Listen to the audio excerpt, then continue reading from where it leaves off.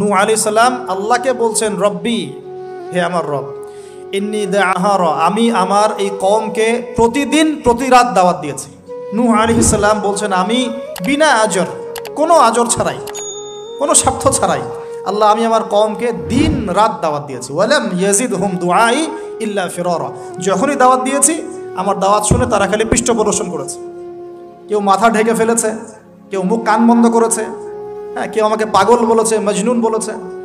এমনকি তিনি যখন নৌকা বানাচ্ছেন আল্লাহ পাকের আদেশে, মানুষ পাশ দিয়ে হেঁটে যায় আর টিটকারি করে, কবে মরুভূমিতে নৌকা চলবে নূহ, তোমার এই নৌকা মরুভূমিতে চলবে কবে? মানুষ টিটকারি মারে। তো এখনও দেখবেন স্ক্যাটোলজিক্যাল কথা বললে, আখিরুজ্জামানে কথা বলে অনেকেই মজা নেয়। কবে আসবে ক্যাশলেস সোসাইটি? বললাম তো চলে আসছে। কবে আসবে মালহামা? বলছি চলে আসবে। কবে আসবে বড় বড় ভূমিকম্প? আসছে, সবর করেন। তো নূহ আলাইহিস সালামের জীবন থেকে শিক্ষা আমরা দাওয়াত দিব। আমরা ফার্স্ট অফ অল জ্ঞান অর্জন করব, ক্লাসিক্যাল সিলেবাস পড়াশোনা করব, ওলামায়ে কেরামের সাথে সোহবত রাখবো এবং দাওয়াতি কাজ করবো ইনশাআল্লাহ। এবং এখানে আমরা মধ্যমপন্থী থাকবো, নট চরমপন্থা, নট শৈথিল্যতাবাদ। নূহ আলাইহিস সালামের জীবন থেকে আরো দাওয়াত, দিন রাত দাওয়াতের মেহনত করা, দিন রাত দাওয়াতের মেহনত করা। আল্লাহ পাক আমাকে আপনাদের সবাইকে তৌফিক দান করুন। কতদিন? 950 বছর। কত বছর? 950 বছর। পুরো আব্বাসীয় খেলাফত ছিল 509 বছর কি 10 বছর মেবি। পুরো আব্বাসীয় খেলাফত 510 বছরের মতো। উমাইয়াদের ছিল 93 ইয়ার্স। আমাদের নবী সাল্লাল্লাহু আলাইহি ওয়াসাল্লামের দাওয়াতের মিশন বয়স ছিল 23 বছর। 950 বছর দাওয়াত দেওয়ার পর তাফসীরের কিতাবে এসেছে 40 or 80 ফ্যামিলিজ, এই 40 বা 80টা ফ্যামিলি ইসলাম কবুল করেছে। তার মানে এখানে শিক্ষা, এক্সট্রাঅর্ডিনারি মুসলিম হতে হলে দাওয়াতের মেহনতে হতাশ হওয়া যাবে না, লেগে থাকতে হবে, লম্বা সময় ধরে দাওয়াত দিতে হবে। আল্লাহ পাক আমাকে আপনাদের সবাইকে লম্বা সময় ধরে বিশ্বে দাওয়াতি কাজ করার তৌফিক দান করুন। আর সামনে যাই। নিজের ছেলে ইসলাম কবুল করে নাই নূহ আলাইহিস সালামের, নিজের স্ত্রী ইসলাম কবুল করে নাই। তার মানে আমাদের ফ্যামিলিগুলো এমন হতে পারে যে ফ্যামিলি নিজের ছেলে কথা শুনছে না, নিজের স্ত্রী কথা শুনছে না। পরোয়া করতে হবে না, তাদের পরোয়া করতে হবে না, শুধু দাওয়াত দিতে হবে। সেই অবস্থা লূত আলাইহিস সালামেরও, তারও স্ত্রী ইসলাম কবুল করছে না। আল্লাহ পাক তাদেরকে ধ্বংস করেছেন। নূহ আলাইহিস সালাম লূত আলাইহিস সালামকে উদ্ধার করেছেন। এখানে আমরা আমাদের দিনী বোনদেরকে রিকোয়েস্ট করব, আপনারা সবাই আপনাদের ফ্যামিলিতে খাদিজা রাদিয়াল্লাহু আনহা, আয়েশা রাদিয়াল্লাহু আনহা রোল প্লে করেন। নূহ আলাইহিস সালাম আর লূত আলাইহিস সালামের স্ত্রী রোল প্লে করবেন না। আনফর্চুনেটলি এখনকার যে বিজি সিটিসগুলো, মানে যেগুলো আমরা বলি বস্তুবাদী শহরগুলো, ফ্যামিলিগুলো দিন দিন ক্রাশ করছে। সম্পর্কের টানাপোড়া, বিচ্ছেদ, ডিভোর্সড, আকীদা আদর্শের মিল নাই, স্বামী ইসলাম প্র্যাকটিস করলে স্ত্রীর সমস্যা, স্ত্রী প্র্যাকটিস করলে স্বামীর সমস্যা। এই প্রবলেমসগুলো আমাদেরকেই সলভ করতে হবে। আল্লাহ পাক আমাদেরকে সবর করার তৌফিক দান করুন। পারিবারিক তালিমটা খুব বেশি ইম্পর্টেন্ট। পরিবারের তালিম চালু করা উচিত। পরিবারে কোরআন এবং হাদিসের কিতাবগুলো থেকে দার্সের ব্যবস্থা করা উচিত এবং সপরিবারেই ওলামায়ে কেরামদের সাথে পরামর্শ করে চলা উচিত। ইনশাআল্লাহ ভালো হবে। আল্লাহ পাক তৌফিক দান করুন। নূহ আলাইহিস সালামের আরেকটা কথা বলে শেষ করি। শেষে যখন নৌকা ডুবছে, তিনি তার ছেলেকে তখনও পিতৃস্নেহে ডাকছেন, নৌকায় আসো বাবা।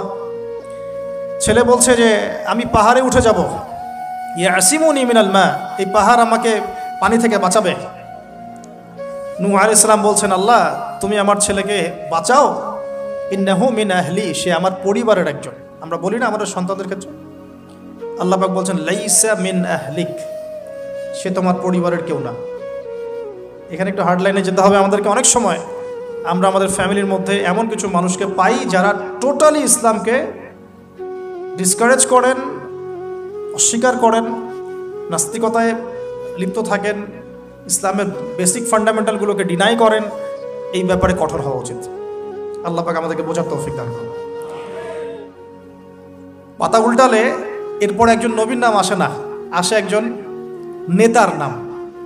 মূসা আলাইহিস সালামকে আল্লাহ পাক একটা বিজয় অভিযান দিয়েছিলেন বাইতুল মাকদাস, অনেকে বলেন মাকদিস, আমাদের দি স্টেট অফ ইসরায়েল যেটা দখল করে আছে আর কি। এটা নিয়ে তো অনেক বলেছি আগে, আজকে আর বলছি না। পৃথিবীতে সবচেয়ে বড় জালেম সভ্যতা যদি কেউ থেকে থাকে এটা সেটা। এদের চেয়ে বড় জালেম আমি আমার জীবনে কখনো দেখি নাই, ইতিহাসে পড়িও নাই, কোনোদিনও পড়ি নাই। নির্মমভাবে দিনের পর দিন, মাসের পর মাস নয়, বছরের পর বছর নির্যাতনের স্টিম রোলার চালাচ্ছে। বিশ্ববাসী তাকিয়ে তাকিয়ে দেখছে, কারো কিচ্ছু বলার নাই, যেন কারো কিচ্ছু করার নাই। তো এই জায়গায় বিজয় অভিযানে পাঠানো হচ্ছে মুসা আলাইহিস সালামকে, কিন্তু তিনি তার কওমের জন্য একজন নেতা নির্বাচন করছেন। তার কওম বলছে আমাদেরকে একজন নেতা দিন, যার আন্ডারে থেকে আমরা আমালেকা সম্প্রদায়ের বিরুদ্ধে যুদ্ধ করব। এখন মুসা আলাইহিস সালাম বলছেন আল্লাহ পাক যদি কোনো নেতা দেন, তোমরা যদি আবার পালানো শুরু করো, কারণ বনু ইসরাইল সম্পর্কে তার খুব মারাত্মক কিছু অভিজ্ঞতা আছে। ফেরাউনের কবল থেকে মুক্তি পাওয়ার পরে বাছুর পূজা শুরু করেছে, তোমরা তো এই আদেশ আসলে পিছনে পালানো শুরু করবা। তারা বলল না, আমরা পালাবো না, আমরা অবশ্যই সামনে অগ্রসর হব। কেন পালাবো? আমাদের জান মাল দিয়ে আমরা প্রয়োজনে ফাইট করব, এবং আমরা আমাদের স্ত্রী সন্তানদেরকে রক্ষা করব। আমাদের বাড়িঘর তারা লুটপাট করছে, আমরা ওদেরকে প্রতিহত করব। অনেক কথা বলেছে, সূরা বাকারাতেই পাবেন আপনি ইনশাআল্লাহ। তো আল্লাহ রাব্বুল আলামিন একজন ব্যক্তিকে সেখানে নেতৃত্ব দিলেন, তার নাম তালুত। কি নাম ভাইয়া? তালুত। এবং তালুতের আন্ডারে যুদ্ধ করছেন একজন ছোট বলছি কারণ তখন তার বয়স 12 থেকে 14 বছর। তিনি পরবর্তীতে নবী হয়েছেন, তার নাম দাউদ আলাইহিস সালাম। এই তালুত সম্পর্কে কি নসিহত, কেন এক্সট্রাঅর্ডিনারি মুসলিম হওয়ার সাথে কি সম্পর্ক? কোরআনের পাতা উল্টালে তালুত সম্পর্কে দুটো কথা পাওয়া যায়। বনু ইসরাইল বলছেন যে তালুত নেতৃত্বের যোগ্য নয়, তার তো সম্পদ নাই, তার তো খ্যাতি নাই। আমরা তো এটাই বলি, নেতৃত্ব কখন আসে? খ্যাতি আছে আপনার, আপনি নেতা হওয়ার যোগ্য, সম্পদ আছে, আপনি নেতা হওয়ার যোগ্য। আমাদের থটসটা এরকম, এটা বনু ইসরাইলের ইহুদিদের থটস, ঠিক আছে? কিন্তু আল্লাহ পাক বলছেন, সূরা বাকারাতে আছে যে আল্লাহ রাব্বুল আলামিন তাকে দিয়েছেন বাসতাতাউ ফিল জিসমি ওয়াল ইলম। তালুতকে আমি নেতৃত্ব দিয়েছি কারণ তালুতকে আমি আল্লাহ দুটো নেয়ামত দিয়েছি। এক হচ্ছে শারীরিক ফিজিক্যাল শক্তি এবং সুস্থতা, এবং জ্ঞানের প্রজ্ঞার পারদর্শিতা। তাহলে নেতৃত্বের দুটো গুণ পেলাম, প্রজ্ঞা, জ্ঞান এবং শারীরিক সুস্থতা, শক্তি। এক্সট্রাঅর্ডিনারি মুসলিম হতে হলে আমাদের সবাইকে সুস্থ থাকতে হবে, ফিজিক্যালি স্ট্রং থাকতে হবে। এটার জন্য এখনকার লাইফস্টাইল ত্যাগ করতে হবে। You have to change your food habits and lifestyle. এখন এটা নিয়ে আমিও বেশি কথা বলছি কারণ আমি নিজেও ট্রাই করছি। বিশ্বাস করেন, আপনাদেরকে আমি ফখর করে বলছি না। এক একটা স্টেডিয়াম আমরা যখন ছোট, 20 বছর বয়স, 20 থেকে 25, 10 রাউন্ড আমাদেরকে আগে দিতে হতো, 10 রাউন্ড। এখন 3, হাইয়েস্ট 4। তাহলে ওই তালুতের ওই স্ট্রেংথ কিন্তু আমার কাছে এখন নাই। তার মানে আমার কাছে এখন নেতৃত্বের যোগ্যতাই নাই। তাহলে আমাদের এমপি মন্ত্রীদের কি হবে? বাংলাদেশের কথা বলছো, তাহলে কি হবে? কেউ হুইল চেয়ারে, কেউ জ্বর হলে সিঙ্গাপুরে, কেউ ওইখানে অপারেশন, কেউ ওইখানে। ফিজিক্যালি ফিট কয়জন আছেন? আমি কিন্তু তাদের সাথে খুব মজা করে কথা বলি, তাদের সাথে আমার ভালো সম্পর্ক। ভালো সম্পর্ক মানে ফ্রেন্ডলি সম্পর্ক, মানে নাসিহাত করি, নাসিহাত। এক ভাই বলছিলেন, ওনাদের একজন বড় কর্মকর্তা, দোয়া করেন আমার জন্য একটু খাস করে সেজদায়, যে ঠিক আছে আমি আপনার জন্য দোয়া করব, আল্লাহ পাক আপনাকে তাগুতের বিধান থেকে বের করে নিয়ে আসুন। ঠিক আছে? তো যাই হোক, আল্লাহ তাদেরকে হেদায়েত করুন, দোয়া করি আমরা, আল্লাহ হেদায়েত করুন। এখন আমাদেরকে এক্সট্রাঅর্ডিনারি মুসলিম হতে হলে অবশ্যই ফিজিক্যালি ফিট থাকতে হবে। তালুতকে আল্লাহ পাক ফিটনেস দিয়েছেন, আর ফিটনেস কীভাবে আমরা রক্ষা করব আমরা বুঝবো। এটা খাবার দাবার, ঘুমানো, স্পেশালি ঘুমানো, ঘুম থেকে ওঠা, ফজরের পরের জগিং, প্রয়োজনে জিম, এবং ফুড হ্যাবিট চেঞ্জ করা। রাসূল সাল্লাল্লাহু আলাইহি ওয়াসাল্লামের প্রফেটিক লাইফস্টাইল ফলো করলে ইনশাআল্লাহ আমরা সুস্থ থাকবো। আল্লাহ পাক আমাদের সবাইকে, আমি সহ আপনাদের সবাইকে আল্লাহ পাক সুস্থতার নিয়ামত দান করুন, এবং আল্লাহ পাক আমাদের সবাইকে দীর্ঘ নেক হায়াত দারাজ করুন। এই হায়াতকে আল্লাহর দ্বীনের জন্য ব্যয় করার তৌফিক দান করুন। আরেকটা হচ্ছে ইলম। আবারও জ্ঞানের কথা আসলো। তালুতকে আমি জ্ঞান দিয়েছি। ইউতাল হিকমা, আল্লাহ পাক বলছেন যে ওয়ামা ইউতাল হিকমাতা ফাকাদ উতিয়া খায়রান কাসীরা, যাকে প্রজ্ঞা দেয়া হয়েছে তাকে প্রচুর প্রচুর প্রচুর কল্যাণ দেওয়া হয়েছে। সুবহানাল্লাহ। পাতা উল্টাই সামনে যাই, এক্সট্রাঅর্ডিনারি মুসলিম ছিলেন আরেকজন, তার নাম হচ্ছেন দাউদ আলাইহিস সালাম, যিনি তালুতের বাহিনীতে যুদ্ধ করছেন। আমালেকা সম্প্রদায়ের মধ্যে অনেক বিশাল দেহি কিছু মানুষ ছিলেন, তার মধ্যে একজনের নাম জালুত। ওই জালুত নাকি একাই 100 জনের সাথে লড়াই করতে পারত। তো তালুত যখন নদী পার হচ্ছে তখন বলেছিল যে কেউ পানি খাবে না, শুধুমাত্র 1 ঢোক পানি খেতে পারবে। যে ব্যক্তি পানি খাবে তাহলে ইসলামের সে আমার কিন্তু অন্তর্ভুক্ত হতে পারবে না। তাফসিরে আসছে মাত্র 313 জন সৈন্য পানি না খেয়ে থাকতে পেরেছে। ওই যে বদরে 313 জন, ঠিক তালুতের যুদ্ধেও 313 জন। এটা অনেকে জানেন না, বদর যুদ্ধ হয়েছে 313 জন সাহাবী, তালুতের সাথেও ছিল মাত্র 313 জন। আর এদিকে আমালেকা সম্প্রদায়ের বিশাল বাহিনী। এখন আমালেকা সম্প্রদায়ের মধ্যে এক যোদ্ধা আছে, তার নাম জালুত, যে একাই 100 জনের সাথে লড়াই করতে পারে। আল্লাহ রাব্বুল আলামিন তার সাথে মোবারাজার জন্য দাউদ আলাইহিস সালামকে আদেশ করছে। দাউদ আলাইহিস সালামের বয়স তখন 14 বছর।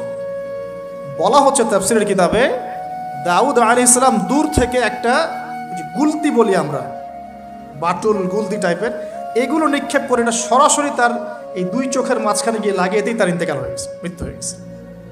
জালুত শেষ। এটা দেখে আমালেকা সম্প্রদায় পিছনে পালানো শুরু করেছে।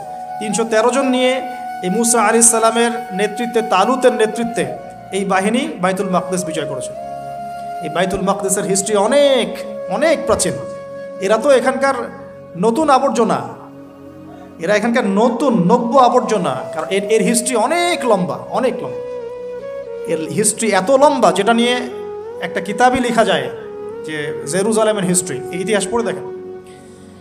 তো যাই হোক, এখন দাউদ আলাইহিস সালাম থেকে আমাদের কি শিক্ষা আছে একটু দেখি। এক্সট্রাঅর্ডিনারি মুসলিম হতে হলে কি করতে হবে? দাউদ আলাইহিস সালাম সম্পর্কে আল্লাহ রাব্বুল আলামিন 2টো কথা বলেছেন।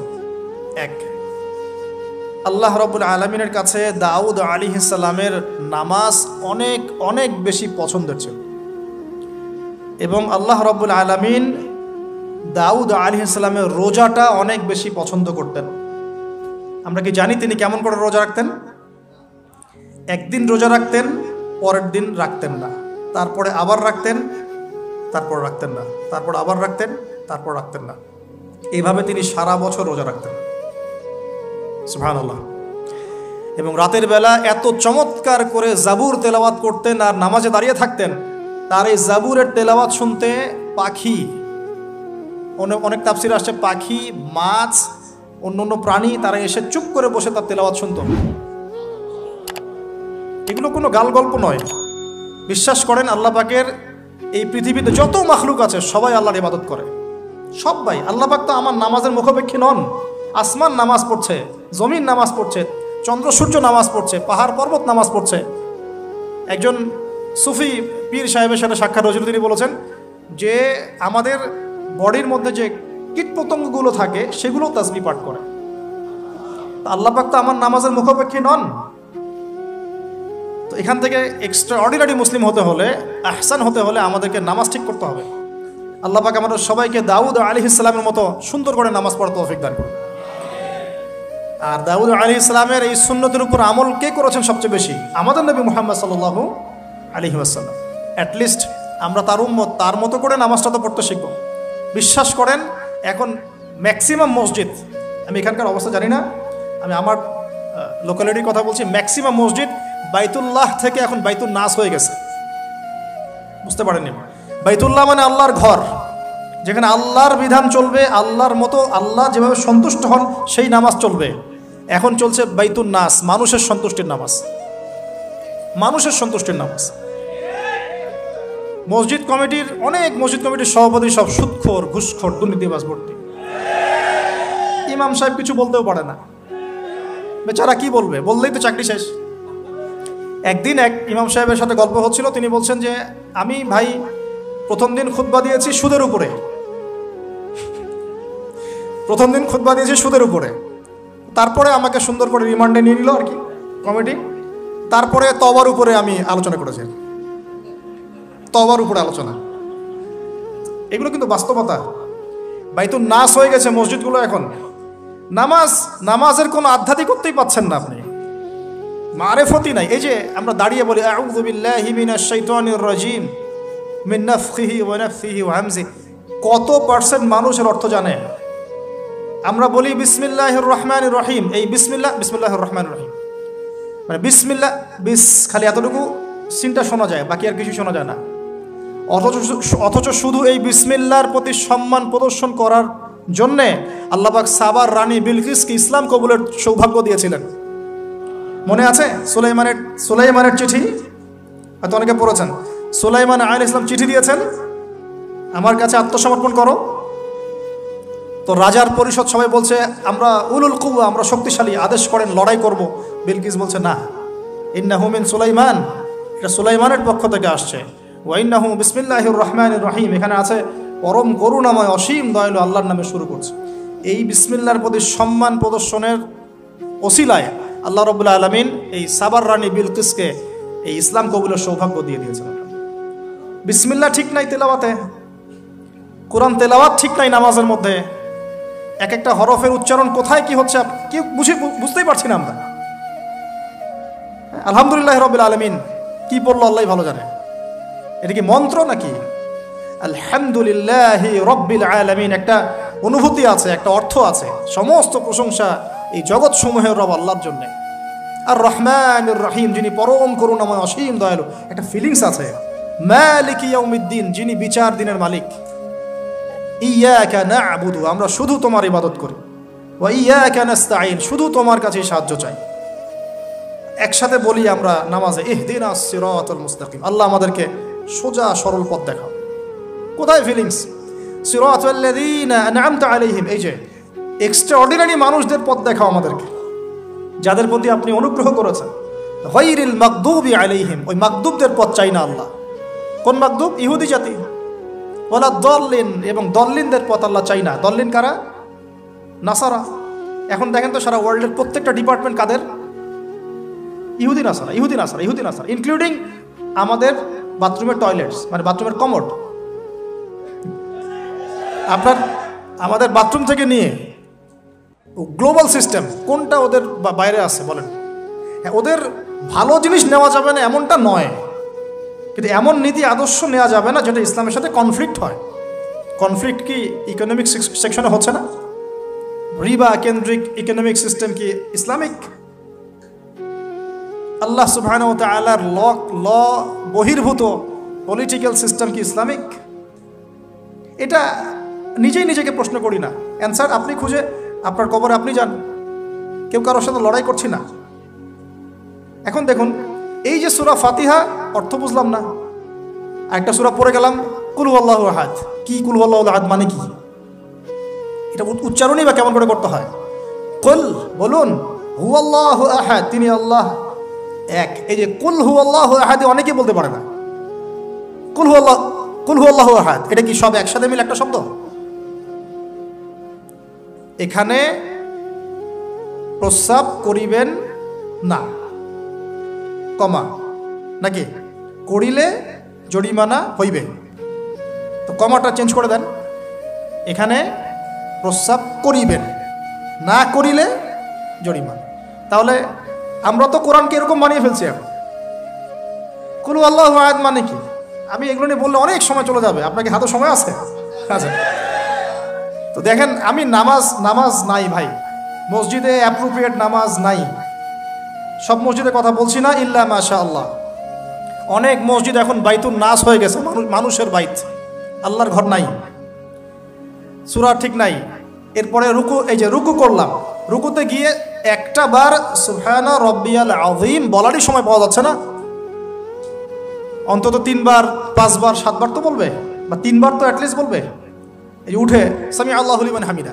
হুলিমান হামিদা কি? হুলিমান হামিদা বলে কি কোনো শব্দ আছে?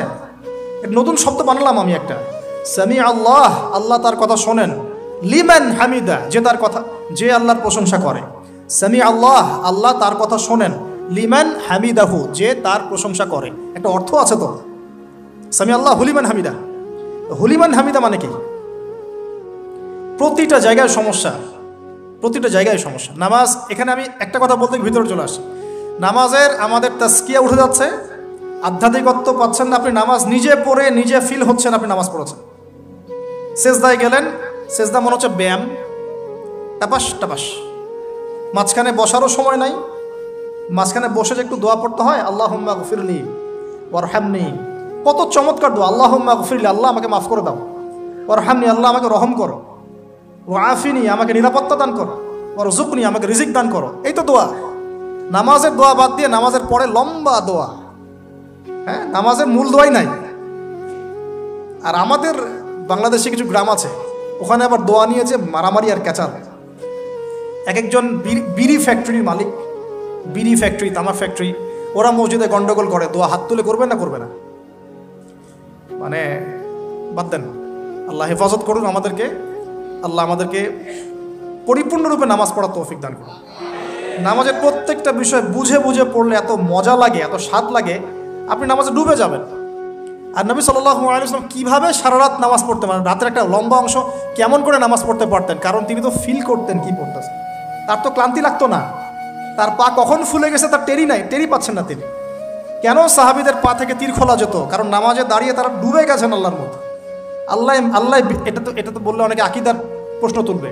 আসলে আল্লাহ পাকের সাথে আমি বিলীন হয়ে যাচ্ছে এখানে। এই বিলীন মানে কি? শারীরিক বিলীন। আমার মনন আল্লাহর প্রতি নিবদ্ধ হয়ে যাচ্ছে। এই তো নামাজ। এই নামাজ মেরাজুল মুমিন বলে না, আল্লাহর মুমিনদের জন্য মেরাজ। নামাজটাই তো মুমিনদের জন্য মেরাজ। তো মেরাজ মানে কি? সাক্ষাৎ, দেখা সাক্ষাৎ। আমাদের নামাজে তো আল্লাহর কোনো ফিলিংসই আসছে না। সেজদা করছে, সেজদায় নবীজি বলেছেন বেশি বেশি দোয়া করো, কারণ সেজদায় যে দোয়াটাই করবা কবুল হয়ে যাবে ইনশাআল্লাহ। তো সেজদায় তাসবিহ পড়ারই টাইম পাচ্ছি না, দোয়া করব কখন? একটা দোয়া করতে গিয়ে দেখলাম ইমাম সাহেব তাশাহুদ শুরু করে দিয়েছে, আর আমি তাশাহুদ ধরতে গিয়ে দেখলাম তাশাহুদ শেষ করতে করতে সালাম শেষ, আমার দরুদ শরীফ বাকি আছে। তো ওই জন্য বিশ্বাস করেন আমি নামাজটা আবার দৌড়ায় পড়ে আসছি, মাগরিবের নামাজ। ছোট ভাইকে নিয়ে বললাম পাশে তারা, নামাজ হয় নাই। কেন হয় নাই? রুকু সেজদা করতে পারি নাই। নামাজ হবে কিভাবে? এক ওয়াক্ত নামাজ চলে গেল, এই এক ওয়াক্ত নামাজ কি আমার জীবন আবার ফিরে আসবে কিনা? আর আপনারাই বলেন তো, কিয়ামতের মাঠে সবচেয়ে প্রথম কোন আমলের হিসাব হবে? আমার এই বড় বড় কথা, দিন কায়েম, জিহাদ, এই সেই, হাবি জাবি, অনেক বড় বড় কথা, নামাজ ঠিক নাই, কি হবে? ফায়দা আছে কোনো? এই জিনিসটা যদি আমাদের সমাজ থেকে আস্তে আস্তে বিদায় নিতে থাকে তাহলে তো সমস্যা। আল্লাহ পাক আমাদের সবাইকে পরিপূর্ণ নামাজি হওয়ার তৌফিক দান করুন। একটা কথা বলতে গিয়ে অনেক ভিতরে চলে আসলাম। দাউদ আলাইহিস সালামের নামাজ আল্লাহর কাছে অনেক প্রিয় ছিল, আর তার সওম রোজা আল্লাহর কাছে অনেক প্রিয় ছিল। আমাদের সবাইকে আল্লাহ পাক এই মহামানবের জীবন থেকে নামাজ শেখার তৌফিক দান করুন, রোজা রাখার তৌফিক দান করুন। এবং কোরআন, তিনি জাবুর তেলাওয়াত করতেন, এত মধুর সুরে তেলাওয়াত করতেন, পাখি এসে তার তেলাওয়াত শুনতো, মাছ এসে তেলাওয়াত শুনতো। আমাদের তেলাওয়াত তো মাশাআল্লাহ করলে মানুষ বিরক্ত হচ্ছে, আমাদের তেলাওয়াত শুনে মানুষ বিরক্ত হচ্ছে। তো আল্লাহর ওয়াস্তে আমি একটু রিকোয়েস্ট করি সবাইকে, আল্লাহর ওয়াস্তে আপনারা সবাই বিশুদ্ধ করে তার তিলের সাথে কোরআন তেলাওয়াত করা শিখবেন। 1 বছর সময় লাগে লাগুক, 2 বছর লাগে লাগুক, 3 বছর লাগে লাগুক। আমার একজন ওস্তাদি বলতে পারি, টিচার আছেন, যিনি নিজে 7 জনের কাছে কোরআন তেলাওয়াত করা শিখেছেন। তিনি নিজে 7 জন ওস্তাদের কাছে কোরআন তেলাওয়াত করা শিখেছেন। এর কোনো শেষ নাই। চমৎকার করে, সুন্দর করে, মাধুর্যের সাথে কোরআন তেলাওয়াত করা শিখুন। আল্লাহ পাক আমাদের সবাইকে ডেইলি অন্তত 1 পারা করে তেলাওয়াত করার তৌফিক দান করুন। এতে ইনশাআল্লাহ জীবনে বরকত হবে, হায়াতে বরকত হবে, রিজিকে বরকত হবে, আল্লাহর সাথে কানেকশন থাকবে, কোরআনের সাথে আপনার সম্পর্ক থাকবে। কোরআন কাল কিয়ামতে আপনার পক্ষে সাক্ষী দিবে ইনশাআল্লাহ। আল কোরআন হুজ্জাতুল লাকা ওয়া আলাই, কোরআন আপনার পক্ষে সাক্ষী দিবে বা বিপক্ষে সাক্ষী দিবে। আল্লাহ রাসূল বলেন লা হাসাদা ইল্লা ইসনাতাইন, 2 জন ব্যক্তি ছাড়া কারো প্রতি ঈর্ষা করা জায়েজ নাই। এক, রাজুলুন আতাহুল্লাহুল কোরআন, এমন একজন ব্যক্তি যাকে আল্লাহ পাক কোরআন দিয়েছেন, সুবহানাল্লাহ। ইয়াকুমু বিহি আনা আল-লাইল ওয়া আনা আন-নাহার, যে কোরআন কেন্দ্রিক, সে দিনের বেলা আমল করে, রাতে তাহাজ্জুদের নামাজ পড়ে। আরেকজন ব্যক্তি রাজুলুন আতাহুল্লাহু মালান, একজন ব্যক্তি যাকে আল্লাহ পাক সম্পদ দিয়েছেন, ইউনফিকু বিহি আনা আল-লাইল ওয়া আনা আন-নাহার, এই টাকা পয়সা, মাল সম্পদ ইসলামের জন্য সে দিন রাত খরচ করে। এই 2 ব্যক্তি ছাড়া অন্য কারো প্রতি ঈর্ষা করা জায়েজ না। আর এগুলো হাদিস তো অনেক শুনেছেন, প্রত্যেক হরফে 10 নেকি করে পাবেন। কোরআন আপনার পক্ষে সাক্ষী দিবে। সূরা বাকারা, যে ঘরে তেলাওয়াত করা হয় সূরা বাকারা, শয়তান সে ঘর থেকে দূর দূর করে পালিয়ে যাবে। সূরা আলী ইমরানের শেষের 10 আয়াত মুখস্থ করবেন, সূরা বাকারার শেষের 3টা আয়াত মুখস্থ করবেন, সূরা হাসরের শেষের 3টা 4টা আয়াত মুখস্থ করবেন, সূরা কাহাফের প্রথম 10টা আয়াত মুখস্থ করবেন, সূরা কাহাফের শেষের 10টা আয়াত মুখস্থ করবেন। এরকম অনেকগুলো সূরা আছে, সূরা ফালাক, নাস, ইখলাস, সূরা ফালাক, নাস, ইখলাস, কাফিরুন ইত্যাদি। নামাজ শেষ করব? আচ্ছা, ওকে, আমি গুটিয়ে নিচ্ছি ইনশাল্লাহ। তো আমরা দাউদ আলাইহিস সালামের কথা শুনলাম, আরেকজন মহামানব। আর কয়েকজনের কথা জাস্ট সংক্ষিপ্ত করে টাচ করে শেষ করে দিচ্ছি। তার ছেলে সুলাইমান আলাইহিস সালাম, নাম শুনেছি তো? আল্লাহ পাক তাকে জিন জাতির উপর কর্তৃত্ব দিয়েছিলেন, বাতাসের উপর কর্তৃত্ব, তার আংটিতে, তার লাঠি, সিংহাসন, এক কথায় তাকে আল্লাহ পাক এত বড় রাজত্ব দিয়েছেন যেটা আল্লাহ পাক এর আগেও কাউকে দেন নাই, পরেও কাউকে দেন নাই। এখান থেকে আমরা শিখছি শক্তিশালী মুসলিম হওয়ার একটা নাসিহাত, শক্তিশালী মুসলিম হওয়া। তা আমাদের সবাইকে শক্তিশালী মুসলিম হওয়ার চেষ্টা করতে হবে, আল্লাহ পাক তৌফিক দান করুন। এই শক্তি গেইন করার চেষ্টা করতে হবে, আল্লাহ পাক তৌফিক দান করুন।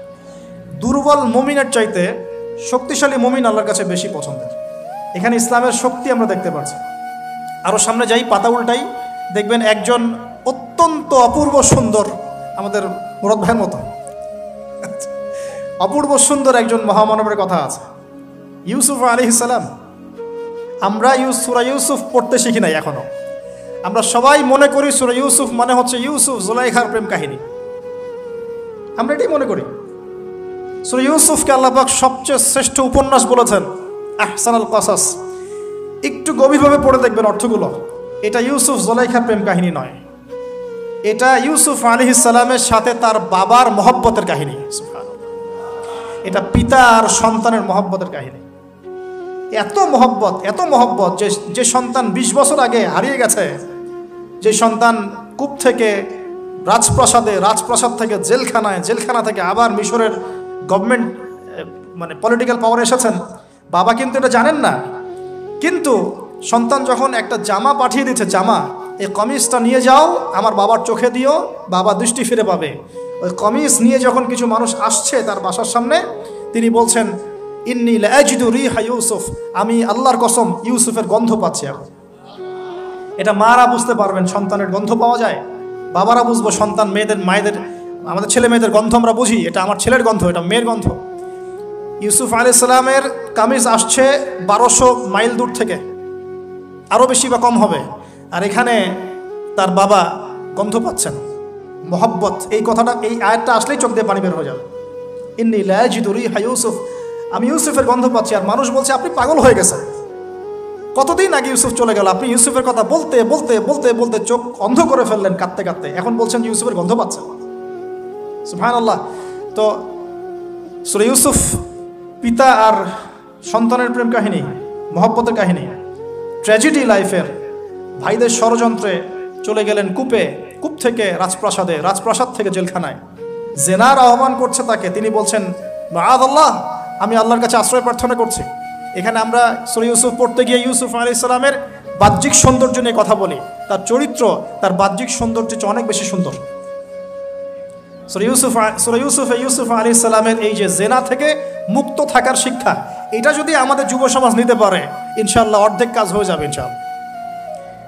কত পার্সেন্ট যুবক আছে বলেন দেখি, একটু অনেস্টলি বলেন, সূরা ইউসুফ আলাইহিস সালামের মতো এরকম তাকওয়া, পরহেজগারিতা, জেনা মুক্ত জীবন যেমন করতে পারে। আমরা তো আরো ইচ্ছা করে প্রেম করি, অ্যাফেয়ার করি, রেপ করি, এই করি সেই করি। আর তাকে অফার করা হচ্ছে সম্ভ্রান্ত পরিবারের একজন রাজার স্ত্রী। ক্বালাত হাইতা লাক ক্বালা মাআযাল্লাহ। তাহলে এই মহামানব জীবন থেকে শিক্ষা আছে। আরেকটা বিষয় আছে রুইয়াল হক, এখানে সত্য স্বপ্নের কথা আছে। তাই যারা বেশি পরহেজগার হবেন আপনারা কিন্তু সত্য স্বপ্ন দেখবেন এবং স্বপ্নের সত্যতা ডিনাই করবেন না। শেষ জামানায় মুমিনের স্বপ্ন বেশি বেশি সত্য হবে। যদি সত্য স্বপ্ন দেখেন, ভালো স্বপ্ন দেখেন, প্রিয়জন কোনো প্রিয় মানুষকে বলবেন। যদি দুঃস্বপ্ন দেখেন, খারাপ স্বপ্ন দেখেন, কাউকে বলতে যাবেন না। এখানে পড়লে আপনি দেখবেন কাফেরের স্বপ্ন সত্যি হয়েছে। আরেকটা স্ট্র্যাটেজি আছে সূরা ইউসুফে, এর আগে একটা লেকচারে বলেছিলাম। ইউসুফ আলাইহিস সালাম এমন অর্থনৈতিক পরিকল্পনা গ্রহণ করেছিলেন যার ফলশ্রুতিতে মিশরের লক্ষ লক্ষ মানুষ দুর্ভিক্ষ থেকে বেঁচে গেছে। সুবহানাল্লাহ। তাহলে এখনকার আমাদের পারিবারিক ক্ষেত্রেই হোক, সোশ্যাল বা ওয়ার্ল্ড অ্যাফেয়ার্সই হোক, ওই ইকোনমিক পলিসি যদি লঞ্চ করা যায়, ইনশাআল্লাহ তাআলা দেখবেন জনগণ না খেয়ে মরবে না। আর এই কথাটা আমি সবাইকে বোঝাতে পারি, বাংলাদেশের মানুষকে বোঝাতে পারি না। কারণ ইউসুফ আলাইহিস সালাম এখানে 7 বছর মেয়াদি একটা পরিকল্পনা নিয়েছেন। অপচয় করো না, যতটুকুতে কাজ হয়ে যায় এতটুকু ব্যবহার করো, বাকিটা সেভ করো। দুর্ভিক্ষ সামনে আসছে, তখন ইনশাল্লাহ বেঁচে যাবে তোমরা। কে শোনাবে কার কথা? গিয়ে দেখেন এক একটা প্রকল্পের কি অবস্থা। অপচয়ে সবচেয়ে টপ জাতি বাঙালি জাতি এখন সারা ওয়ার্ল্ডের মধ্যে। পানি অপচয়, গ্যাস অপচয়, তেল অপচয়, বাদ দেন, এ বলতে গেলে অনেক সময় চলে যাবে।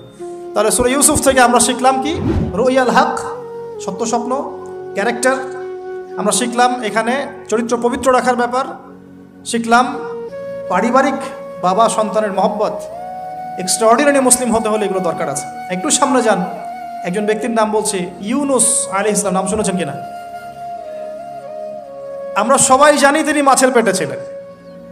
কেন ছিলেন এটা অনেকে জানি না। কেন তিনি, কেন আল্লাহ পাক কেন তাকে মাছের পেটে পরীক্ষা করলেন? কারণটা আমি বলছি, সূরা আম্বিয়া পড়ে দেখবেন। তিনি যখন দাওয়াত দিচ্ছিলেন কওমকে, কওমের অনেকেই দাওয়াতটা রিসিভ করছিল না। একটু রাগান্বিত হয়েছেন তিনি, সামান্য একটু রাগান্বিত। আমরা হয়ে যাই না এখন? আরে কতদিন থেকে দাওয়াত দিই, মানুষ কথাই শোনে না। এক ভাই বলছেন, বড় আলেম, কয়েকদিন আগে আমি দেখা করে আসছি, বলছেন যে আমি ভাই এই বাংলাদেশ সম্পর্কে হতাশ হয়ে গেছি, আর মনে হয় না এখানে করে কাজ হবে। তো ইউনুস আলাইহিস সালাম একটু রাগান্বিত হয়ে ব্যাকওয়ার্ডে এসেছেন, আল্লাহ রাব্বুল আলামিন ধরে ফেলেছেন। তোমাকে তো আমি এই দায়িত্ব দিয়েছি জাস্ট আমার তাওহীদ প্রচার করার জন্য। কবুল কে করলো করলো না দেখার দরকার নাই তো। আল্লাহ পাক তাকে ওই পরীক্ষায় ফেলেছেন, 3 দিন 3 রাত মাছের পেটে। তখন তিনি কি দোয়া করছেন?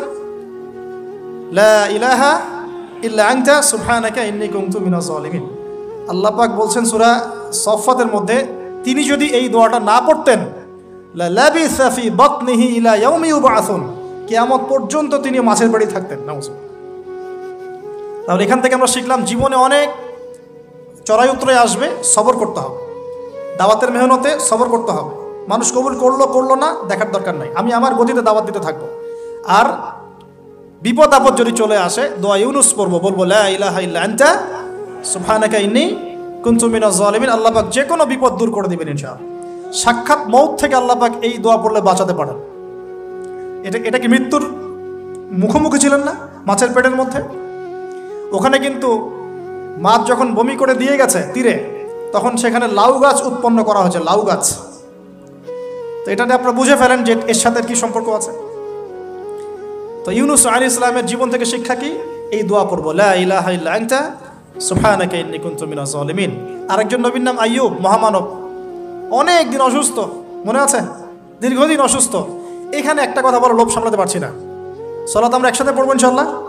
আচ্ছা, সেটা হচ্ছে আইয়ুব আলাইহিস সালাম কখন এই দোয়া করেছেন? রব্বি আন্নী মাসানিয়াদ দুররু ওয়া আনতা আরহামুর রাহিমিন। রোগ যখন আস্তে আস্তে আস্তে তার জিহ্বাতে এসেছে, জিহ্বা দিয়ে তিনি তার জিকির করতে কষ্ট হচ্ছে, তখন তিনি বলছেন, আল্লাহ আমাকে অনেক দুঃখ দুর্দশা স্পর্শ করেছে, আমি জিকিরটা ঠিক মতো করতে পারছি না, আল্লাহ আমাকে শেফা দান করো। সুবহানাল্লাহ। এখন আল্লাহ রাব্বুল আলামিন তাকে গোসল করালেন, সুস্থতা লাভ করলেন, তাকে আহাল পরিবার দিলেন, আরোগ্য দান করলেন। শিক্ষা, জীবনে যত বড়ই রোগ ব্যাধি বিপদ আপদ বালা মুসিবত আসুক না কেন, এই দোয়াটা পড়বো, আশাহত হব না, হতাশ হব না, আল্লাহর প্রতি সুধারণা রাখবো, দোয়া করবো, রব্বি আন্নী মাসানিয়া দুর ওয়া আনতা আরহামুর রাহিমিন। ইনশাআল্লাহ শেফা হয়ে যাবে। সেই লোভনীয় কথাটা এটা। আইয়ুব আলাইহিস সালামের শরীরে রোগ ছিল, কলবে কি রোগ ছিল? আইয়ুব আলাইহিস সালামের কলবে কি রোগ ছিল? রোগটা দেহে ছিল। এখন 1 মিনিটের জন্য যদি আমরা আমাদের পোশাকটাকে চেঞ্জ করি, দেহটাকে কলবের পোশাক দেই, কলবটাকে দেহের পোশাক দেই, বলেন তো কত % মানুষ সুস্থ থাকবে? কথাটার ভিতরে ঢোকেন। মনে করেন আমাদের 2টা পোশাক, বাইরের দেহের পোশাক, একটা ভিতরের কলবের পোশাক। দেহে আমরা এখন সুস্থ সবাই, তাই তো? এখন এই দেহটাকে আমরা কলবের রূপ দিলাম, কলবটাকে আমরা দেহের রূপ দিলাম। এখন দেখেন তো কত % মানুষ সুস্থ আছে? আমাদের মধ্যে 99% মানুষ অসুস্থ না এখন? বিকজ আমাদের সবারই কলব অসুস্থ। এই কলবের মধ্যে হিংসা আছে, বিদ্বেষ আছে, জেনা আছে, পরকীয়া আছে, লোভ আছে, লালসা আছে, কি নাই? তাহলে বলেন তো আইয়ুব আলাইহিস সালামের এই দোয়া পড়ার সবচেয়ে বেশি হকদারকে তিনি না আমরা? বুঝতে পারছেন না? ওই দোয়াটার উপর আমল করার সবচেয়ে বড় হকদার কার বেশি প্রয়োজন, আমাদের না তার? ব্যাস, আমরা এখন আমাদের নামাজে দোয়া পড়বো, রব্বি আন্নি মাসানিয়া দুররু ওয়া আনতা আরহামুর রাহিম। আল্লাহ, আমাদের কলবে রোগ হয়ে গেছে, আল্লাহ তুমি আমাদের এই রোগ থেকে শেফা দান করো। কারণ কলব শেফা না হলে কোনোদিনও আমাদের আমল কিন্তু কবুল হচ্ছে না। কলবের মধ্যেই সমস্যা থাকলে আমল কবুল হচ্ছে না। আল্লাহ মাফ করুক আমাদেরকে। এখন কলব পরিষ্কারের কয়েকটা টিপস। এক, ডেইলি একবার করে হলেও চিন্তা করতে হবে যে আমরা এই পৃথিবীতে থাকতে আসি নাই, আমাদেরকে যেতে হবে। একবার করে হলেও চিন্তা করতে হবে। দুই, ডেইলি এক পারা কোরআন তেলাওয়াত আপনাকে আল্লাহর দিকে নিয়ে আসবে, কলব পরিষ্কার হবে ইনশাআল্লাহ। ডেইলি জিকির আজগার, হিসনুল মুসলিম বই থেকে ডেইলি জিকির আজগার করবো ইনশাআল্লাহ, কলব পরিষ্কার হবে। আল্লাহওয়ালা মানুষের সাথে দেখা সাক্ষাৎ করবেন, কলব পরিষ্কার হবে। কবরস্থানে গিয়ে কবর জিয়ারত করবেন, কলব পরিষ্কার হবে। অন্যের প্রতি গীবত, বিদ্বেষ, হিংসা, পরশ্রীকাতরতা রাখবেন না, কলব পরিষ্কার হবে ইনশাআল্লাহ।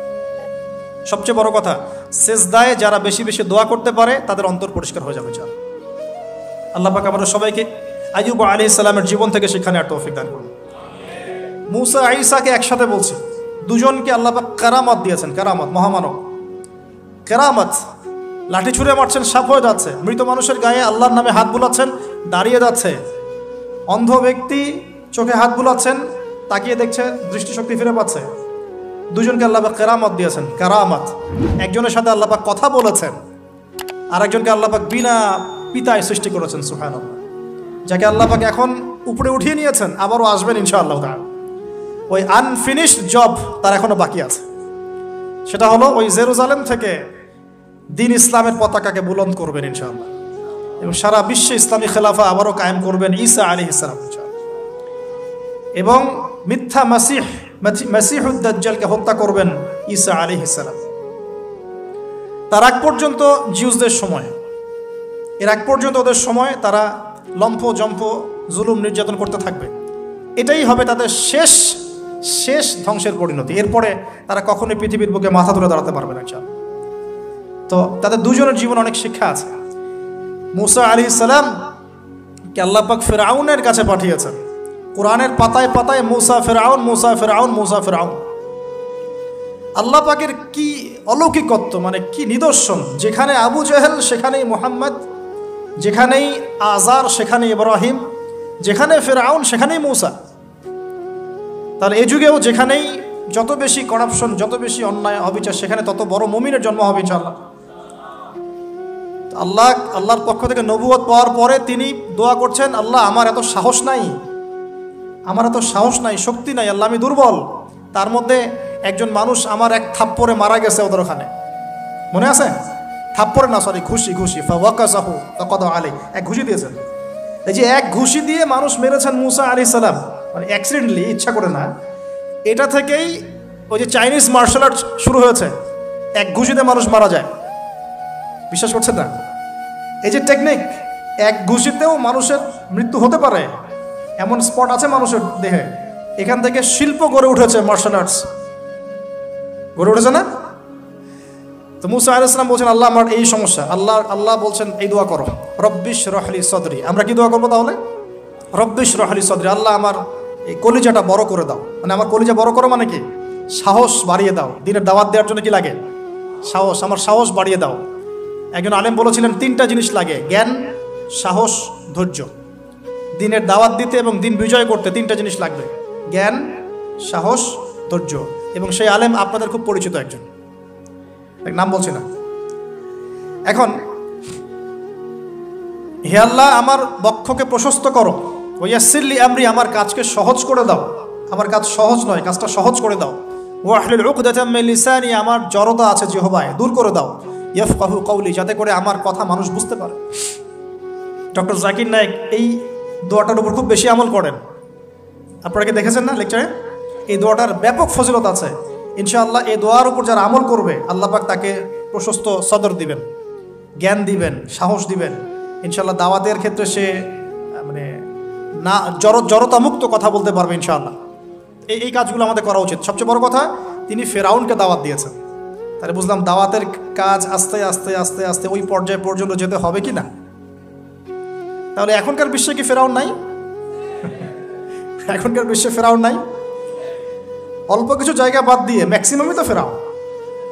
অল্প কিছু জায়গা বাদ দিয়ে ম্যাক্সিমামই ফেরাউন, হামান, কারুন, নমরুদ।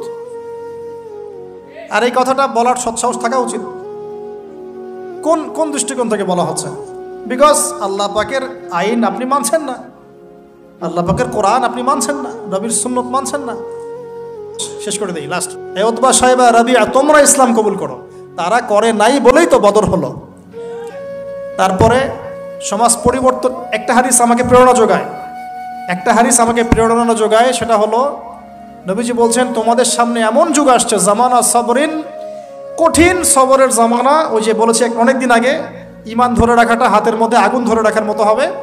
ওই জামানায় যে ব্যক্তি আমার সুন্নতের উপরে লিল মুতামাসসিক, আমার সুন্নতের উপরে একদম দৃঢ় থাকতে পারবে,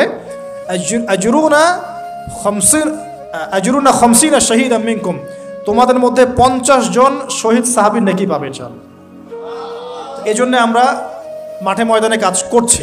করতে করতে করতে করতে যদি কখনো দেখা যায় যে না আর পসিবল হচ্ছে না, কোনোভাবেই সম্ভব হচ্ছে না, সেক্ষেত্রে এরকম আবিসিনিয়ার মতো জায়গাগুলোতে চলে আসা ছাড়া কোনো অপশন নাই।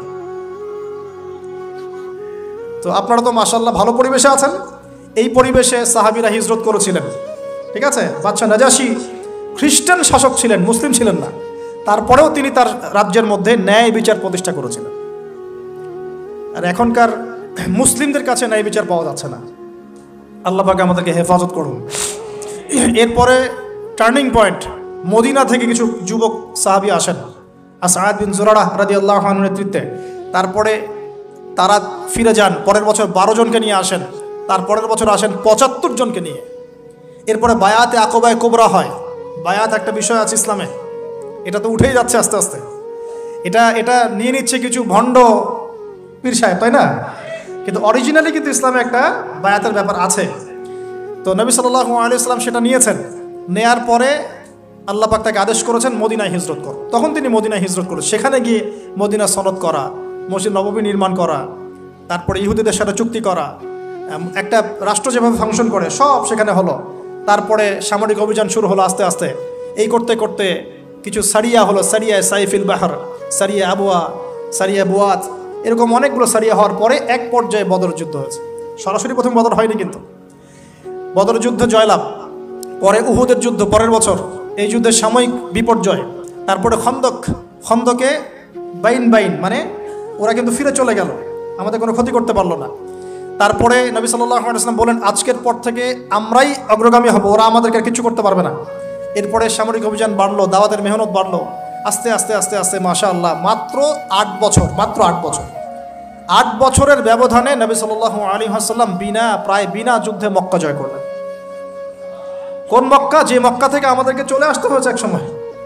ইসলাম এভাবে বিজয় লাভ করেছে। আর আমাদের জন্য নবী সাল্লাল্লাহু আলাইহি ওয়াসাল্লামের এই মহামানবের জীবনেই হচ্ছে উসওয়াতুল হাসানা। আমাদের জন্য কিন্তু আগেকার মহামানবরা উসওয়াতুল হাসানা নন, যাদের কথা আমরা আলোচনা করলাম, তাদের থেকে আমরা শিক্ষা নিচ্ছি। কিন্তু আমাদের উসওয়াতুল হাসানা হচ্ছেন নবী সাল্লাল্লাহু আলাইহি ওয়াসাল্লাম। তার এই সিরাত, তার এই জীবনী পড়লে আমরা আমাদের ব্যক্তি জীবন, দাওয়াতের জীবন, পারিবারিক জীবন, কখন কি করতে হবে, এই পুরো বিষয়টা আমরা খুব ভালো করে আয়ত্ত করতে পারব। আল্লাহ রাব্বুল আলামিন আমাদের সবাইকে নবী সাল্লাল্লাহু আলাইহি ওয়াসাল্লামের জীবন থেকে শিক্ষা নেওয়ার তৌফিক দান করুন। তিনি উম্মার কল্যাণকামী ছিলেন, আমাদেরকে তিনি ভালোবাসতেন, আমাদের জন্য এত কষ্ট করেছেন, তিনি চলে গেছেন, রেখে গেছেন আমাদের কাছে এই দ্বীন ইসলাম। এটাই আমানত। আমরা ছাড়া এরপরে আর কোনো নবী আসছেন না, আমাদের কাঁধেই দায়িত্ব। অতএব শুধু ওলামায়ে কেরামদের কাঁধে দায়িত্ব নয়, আমাদের সবার কাঁধেই দায়িত্ব। যখন ওলামায়ে কেরামরা দায়িত্ব পালনে অবহেলা করবে, আল্লাহ পাক আপনাদেরকে নিয়ে আসবে এখানে ইনশাআল্লাহ।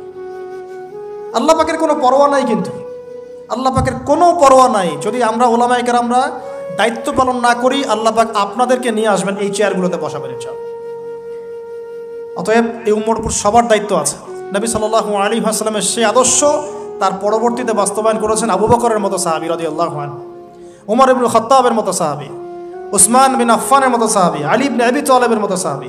এরপরেও উমাইয়াদের 93 ইয়ার্স আব্বাসীয়দের প্রায় 500 বছর, উসমানীয় খেলাফত, ফাতেমি খেলাফত, কর্ডোবা ইসলামী খেলাফত, আপনার মামলুকদের শাসন, মুঘলদের শাসন, আফগানদের শাসন, হতে হতে হতে হতে এই 1917 সাল পর্যন্ত সারা বিশ্বে এগুলোই চলেছে আলহামদুলিল্লাহ।